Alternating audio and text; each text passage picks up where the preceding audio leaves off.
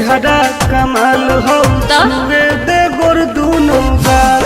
नहीं रे आगे खुलल खुलल बाल हो चेहरा कमाल हो छुए दे गोरे गोरे गाल। हे नहीं बोलनी जे बढ़ चढ़ के हो जाए तो जियल का करो का था बोलनी जे बढ़ चढ़ के हो जाए तो जियल का।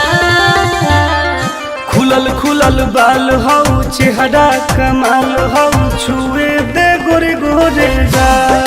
अच्छा आगे खुलल खुलल बाल हो चेहरा कमाल हो छुए दे गोरे गोरे गाल। छुए दे नहीं रे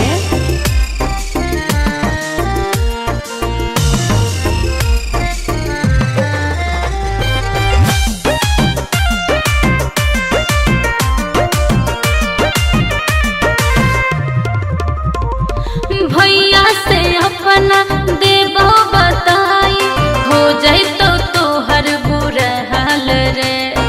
कुछ ना उखाड़ पैतो। अच्छा बउआ के पायल करो हो घायल मारो हो जान तोर होठ लाल गे।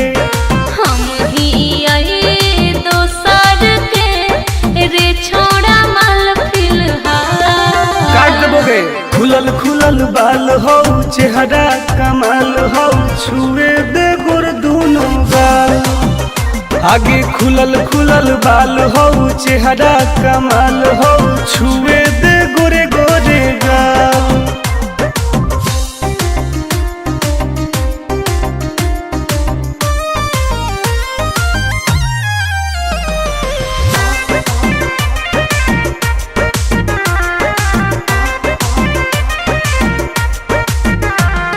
कितना तू बोला में प्यार के बोली हंसबो नहीं हम तोरा जल में। ऐसन है गे हाँ रे